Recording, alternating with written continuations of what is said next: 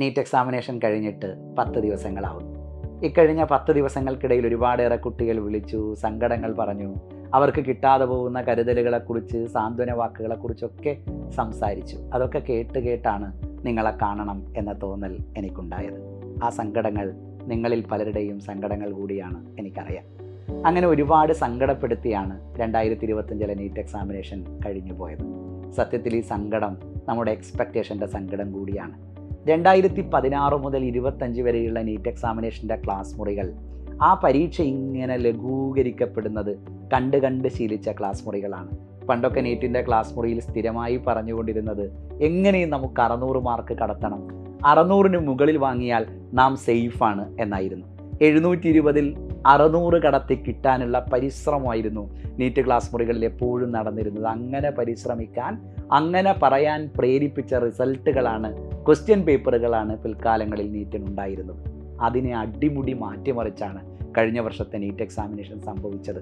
നിങ്ങൾക്കറിയാം, ഒരുപാട് പേർ രാജ്യത്ത് 720 മാർക്കും 700ന് മുകളിലൊക്കെ എണ്ണിയാൽ തീരാത്ത അത്രയും മാർക്കുള്ള ആളുകളുടെ പെർഫോമൻസും ഒക്കെ കഴിഞ്ഞ നീറ്റ് എക്സാമിനേഷനെ നമ്മൾ കണ്ടു. അങ്ങനെ കണ്ട് 650 മാർക്കിനൊക്കെ മുകളിൽ വാങ്ങിയാൽ മാത്രം നീറ്റ് സേഫ് ആവുന്ന ഒരു സാഹചര്യത്തിലേക്ക് കഴിഞ്ഞ നീറ്റ് എക്സാമിനേഷൻ വന്നു പെട്ടു. അതുകൊണ്ട് തന്നെ നമ്മിൽ പലരും ഈ വർഷം 720 വാങ്ങണം, 700 വാങ്ങണം എന്നൊക്കെ പ്രതീക്ഷിച്ചാണ് പഠിച്ചത്. എനിക്കറിയാം, കഴിഞ്ഞ വർഷത്തെ നീറ്റിൻ്റെ റിസൾട്ട് നിങ്ങളുടെയും നിങ്ങളുടെ പാരൻസിൻ്റെയും നിങ്ങളുടെ ടീച്ചേഴ്സിൻ്റെയും ഒക്കെ മുമ്പിലുണ്ട്. അതുകൊണ്ട് തന്നെ കഴിഞ്ഞ ഒരു വർഷം മുഴുവനും 700 വാങ്ങാൻ കഴിയുന്നവർ, 720 വാങ്ങാൻ കഴിയുന്നവർ, 675 വാങ്ങാൻ കഴിയുന്നവർ എന്നൊക്കെ കാറ്റഗറി തിരിക്കപ്പെട്ട ആളുകളാണ് നമ്മിൽ പലരും. അങ്ങനെ പെർഫോം ചെയ്യാൻ കഴിയാതെ വരുമ്പോൾ നമുക്കുണ്ടാവുന്ന വല്ലാത്തൊരു വേദനയുണ്ട്. നിങ്ങൾ മനസ്സിലാക്കേണ്ടത്, ഈ വേദന നിങ്ങളുടെ മാത്രം വേദനയല്ല. കഴിഞ്ഞ ഒരു വർഷം മുഴുവനായും എഴുതിയ പരീക്ഷകളിലെല്ലാം 720 മാർക്ക് വാങ്ങിയ പലരും ഈ രാജ്യത്തുണ്ട്.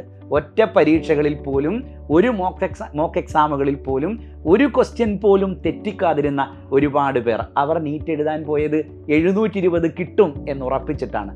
720 പോയിട്ട് 600 പോലും കിട്ടാത്ത സാഹചര്യത്തെ മുഖാമുഖം കണ്ടാണ് അവർ പരീക്ഷാ ഹാളിൽ നിന്ന് ഇറങ്ങി വന്നിരിക്കുന്നത്. സോ ഞാൻ പറഞ്ഞു വന്നത്, എക്സ്പെക്റ്റേഷൻ മീറ്റ് ചെയ്യാതെ പോയതിൻ്റെ സങ്കടം നിങ്ങളുടെ മാത്രം സങ്കടമല്ല, ഈ വർഷത്തെ നീറ്റ് എക്സാമിനേഷൻ എഴുതിയ എല്ലാവരുടെയും സങ്കടമാണത്.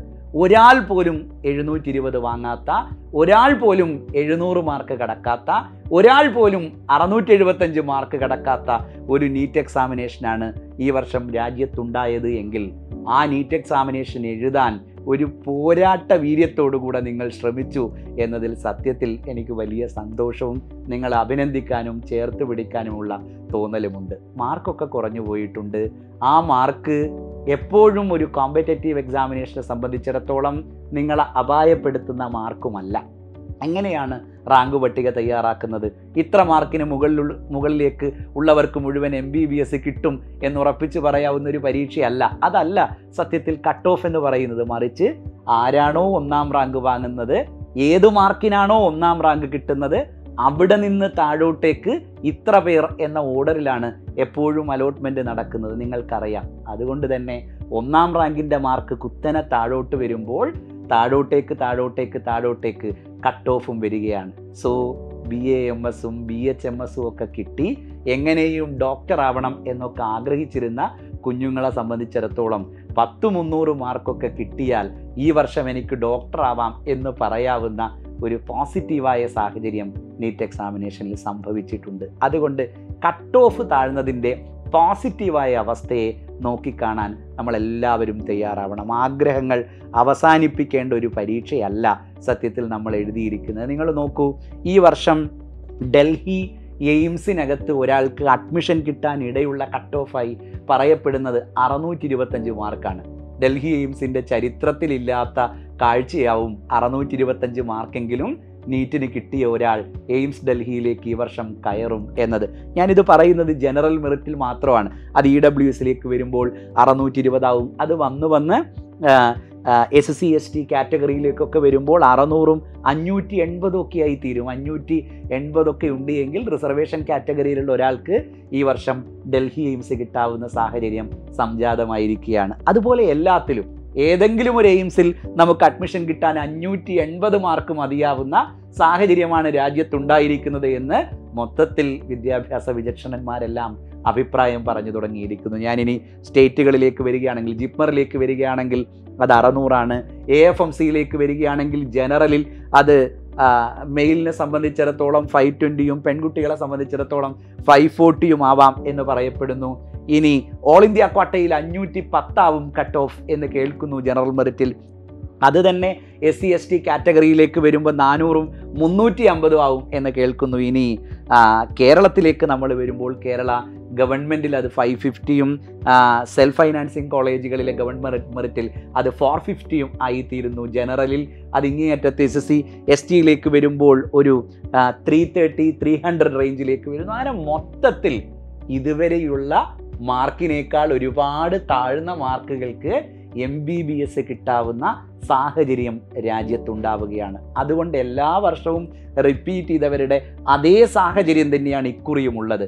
മറിച്ച് ഈ വർഷം നാം ഒരു ബുദ്ധിമുട്ടുള്ള പരീക്ഷ എഴുതിയത് കൊണ്ട് വല്ലാത്തൊരു മാനസികാവസ്ഥ, കോൺഫിഡൻസ് കുറവ് ഒക്കെ നമുക്കുണ്ടായിട്ടുണ്ട് എന്ന് മാത്രമേ ഉള്ളൂ. അലോട്ട്മെൻറ്റ് നടക്കുമ്പോൾ, നീറ്റ് ക്രാക്ക് ചെയ്യപ്പെടുമ്പോൾ കഴിഞ്ഞ വർഷം ക്രാക്ക് ചെയ്ത അതേ സാഹചര്യം തന്നെ, അത്രയും എണ്ണം തന്നെ, അത്രയും സീറ്റുകൾ തന്നെ, നന്നായി പെർഫോം ചെയ്യാൻ കഴിഞ്ഞവർക്ക് സുരക്ഷിതമായി പ്രവേശിക്കാവുന്ന രൂപത്തിൽ തന്നെയാണ് ഈ വർഷത്തെ നീറ്റ് എക്സാമിനേഷൻ നടന്നു പോകുന്നത്. അപ്പോഴും നമ്മൾ ചോദിക്കുന്ന ചോദ്യങ്ങളുണ്ട്. അതൊരു മത്സര പരീക്ഷയെക്കുറിച്ചുള്ള നമ്മളുടെ ബോധ്യക്കുറവിൻ്റെ ചോദ്യമാണ്. പരീക്ഷ എങ്ങനെ നടന്നാൽ എന്താ, മുഴുവൻ മാർക്കും വാങ്ങാൻ വേണ്ടി പ്രിപ്പയർ ചെയ്യണ്ടേ, അതിനുവേണ്ടി പഠിക്കേണ്ടേ, കഴിഞ്ഞ ഒരു വർഷം മുഴുവനും അതിനു വേണ്ടിയല്ലേ ശ്രമിച്ചത് എന്നൊക്കെ നാം നമ്മളുടെ കുഞ്ഞുങ്ങളോട് ചോദിക്കും. നമ്മൾ മനസ്സിലാക്കേണ്ടത് ഒരു സ്പെസിഫിക് സിലബസിനെ ബേസ് ചെയ്ത് കുട്ടികളുടെ മുമ്പിൽ ചോദ്യം തയ്യാറാക്കുന്ന ഒരാൾക്ക് ഒരു കാലത്തും ആ കുട്ടി എഴുതാത്ത, കുട്ടി പോയിട്ട് അയാളെ പഠിപ്പിച്ച ടീച്ചർ പോലും 1 മിനിറ്റ് കൊണ്ട് എഴുതാൻ കഴിയാത്ത മുഴുവൻ ചോദ്യങ്ങളും തയ്യാറാക്കാൻ കഴിയും എന്ന സാഹചര്യം ഏത് കോമ്പറ്റേറ്റീവ് എക്സാമിനേഷനെ സംബന്ധിച്ചിടത്തോളവും ഉണ്ട്. എല്ലാ മത്സര പരീക്ഷകൾക്കും അത്തരം ചില ചോദ്യങ്ങളെങ്കിലും ഉണ്ടാവാറുമുണ്ട്. ഈ വർഷത്തെ നീറ്റ് എക്സാമിനേഷന് സംഭവിച്ചത് ചില ചോദ്യങ്ങൾ എന്നതിൽ നിന്ന് മാറി അത്തരം ഒരുപാടേറെ ചോദ്യങ്ങൾ വന്നു. അത്തരം ചോദ്യങ്ങൾ കണ്ട കുട്ടിയെ സംബന്ധിച്ചിടത്തോളം കുട്ടി പേടിച്ചു. ആ പേടി തുടർന്ന് പരീക്ഷ എഴുതാൻ കുട്ടിയെ പ്രേരിപ്പിച്ചില്ല. ഏത് മത്സരങ്ങളും അങ്ങനെ തന്നെയാണ്. ഒരു ഹൈ ജമ്പ് മത്സരത്തിന് പങ്കെടുക്കുന്ന ഒരു കുട്ടി ചാടാൻ ചെന്ന് നോക്കുമ്പോൾ ഒരു തെങ്ങിൻ്റെ ഉയരത്തിൽ കയറ് കെട്ടിവെച്ചത് കണ്ടാൽ കുട്ടി പേടിക്കും. ഒരുപക്ഷെ അയാൾ അത് ചാടിയേക്കും, ഒരുപക്ഷെ അത് മറികടക്കാനുള്ള ശേഷി അയാൾക്കുണ്ടായിരിക്കും, ഒരുപക്ഷെ ആ ലക്ഷ്യത്തിന് തൊട്ട് താഴെക്കൂടെയെങ്കിലും കടന്നു പോകാനുള്ള ശേഷി അയാളുടെ കാലുകൾക്കും കുതിപ്പിനും ഉണ്ടാകും. പക്ഷേ അയാളുടെ മൈൻഡ് ആ കാഴ്ച കണ്ട് പേടിക്കും. ആ പേടിയാണ് സത്യത്തിൽ നമ്മളുടെ കുഞ്ഞുങ്ങൾക്കുണ്ടായിരിക്കുന്നത്. 15ഉം 16ഉം ഒക്കെ വയസ്സുള്ള ചെറിയ മക്കളാണ് നീറ്റ് എക്സാമിനേഷൻ എഴുതാൻ വേണ്ടി പോകുന്നത്. നമ്മളവരെ നമ്മളുടെ 10, 30, 45, 50 വയസ്സൊന്നും വെച്ചിട്ട് എന്ത് ചെയ്യരുത്, അവരെ അളക്കരുത്. നമ്മളുടെ അത്രയും ജീവിത പരിചയമോ അത്രയും കഠിനമായ ജീവിതാവസ്ഥകളിലൂടെ കടന്നുപോയ കുഞ്ഞുങ്ങളൊന്നും അല്ല അവരാരും. അവരൊക്കെ ചെറിയ മക്കളാണ്. അതുകൊണ്ട് ചെറിയ മക്കളുടേതായ മാനസികമായ എല്ലാ പരിമിതികളും അവരെ സംബന്ധിച്ചിടത്തോളം ഉണ്ട്. പേടി അവർക്കുണ്ട്, സങ്കടങ്ങൾ അവർക്കുണ്ട്, ടെൻഷൻ അവർക്കുണ്ട്. അതിനകത്ത് നിന്നുകൊണ്ട് അവരവരുടെ മാക്സിമം പെർഫോം ചെയ്യാൻ വേണ്ടി ശ്രമിച്ചിട്ടുണ്ട്. ആ പെർഫോമൻസിനെ മീറ്റ് ചെയ്യാവുന്ന രൂപത്തിൽ തന്നെയാണ് റാങ്ക് ലിസ്റ്റ് വരിക. അതുകൊണ്ട് പേടി കൂടാതെ മക്കളിരിക്കണം. ഒരുപാട് പേർ പേടിയെക്കുറിച്ചാണ് സംസാരിച്ചു കൊണ്ടിരിക്കുന്നത്. ആ സംസാരം സത്യത്തിൽ എന്നെ പേടിപ്പിക്കുന്നുണ്ട്. അതുകൊണ്ട് തന്നെയാണ് ഞാൻ നിങ്ങളെ കാണാൻ വേണ്ടി വന്നത്. എനിക്ക് പേടിയാവുന്നു എന്ന് നിങ്ങൾ പറയുന്നത് വല്ലാത്തൊരു സങ്കടത്തോടെയും നിങ്ങളെക്കാൾ പേടിയോടെയും ആണ് സത്യത്തിൽ ഞാൻ കേട്ടുകൊണ്ടിരിക്കുന്നത്. നിങ്ങൾ പേടിക്കേണ്ട സാഹചര്യം ഇല്ല. മൊത്തത്തിൽ നീറ്റ് എക്സാമിനേഷൻ ടഫാണ്. സോ മൊത്തത്തിൽ റാങ്ക് ലിസ്റ്റ് തയ്യാറാക്കുമ്പോൾ കട്ട് ഓഫ് മാർക്ക് താഴോട്ടേക്ക് വരും. രാജ്യത്തൊരാൾക്കും ഈ പരീക്ഷ നിങ്ങൾ ഉദ്ദേശിക്കുന്നതിനേക്കാൾ ഗംഭീരമായി എഴുതാൻ കഴിഞ്ഞിട്ടില്ല. രാജ്യത്തൊരാൾക്കും ഈ പരീക്ഷയിൽ മുഴുവൻ മാർക്ക് വാങ്ങാൻ കഴിഞ്ഞിട്ടില്ല. സോ കുഴപ്പങ്ങളൊന്നും നിങ്ങളുടെ മാത്രം കുഴപ്പങ്ങളല്ല. നിങ്ങൾ പെർഫോം ചെയ്തതിൻ്റെ ഫലം നീറ്റ് എക്സാമിനേഷൻ റിസൾട്ട് വരുമ്പോൾ നിങ്ങൾക്ക് കിട്ടുക തന്നെ ചെയ്യും. ഇനി റിപ്പീറ്റ് ചെയ്യാൻ വേണ്ടി തീരുമാനിക്കുന്ന ആളുകളെ സംബന്ധിച്ചിടത്തോളം പിൽക്കാലങ്ങളിലുള്ള അതേ സാഹചര്യം തന്നെയാണ് ഈ വർഷവും ഉള്ളത്. കുട്ടിക്കാലം മുതലേ എങ്ങനെയും ഡോക്ടർ ആവണം എന്ന് ആഗ്രഹിച്ച ഒരുപാട് കുഞ്ഞുങ്ങളുണ്ട്. എനിക്കറിയാം, ചെറിയ പ്രായം മുതൽ പേരിന് മുമ്പേ ഡോക്ടർ എന്നൊക്കെ എഴുതി വെച്ച പുസ്തകങ്ങൾ സൂക്ഷിക്കുന്ന കുഞ്ഞുങ്ങളുണ്ട്. ഹോസ്റ്റലിൻ്റെ ചുവരുകളിലൊക്കെ ചെന്ന് നോക്കിയാൽ ഡോക്ടർ എന്നെഴുതിയിട്ടാണ് അവരവരുടെ പേരെഴുതി വെച്ചിട്ടുണ്ടാവുക. അതൊക്കെ കാണുമ്പോൾ ഭയങ്കര സങ്കടം നമുക്ക് വരും. അത്രയും പാഷനേറ്റായ, അത്രയും ഡെഡിക്കേഷനുള്ള, എങ്ങനെയും ജീവിതത്തിൽ ഈ കുപ്പായം ഒന്ന് എടുത്തിടണം എന്നാഗ്രഹിച്ച് കുട്ടിക്കാലം മുതലേ മുന്നോട്ട് പോകുന്ന ഒരുപാടേറെ മക്കളുണ്ട്.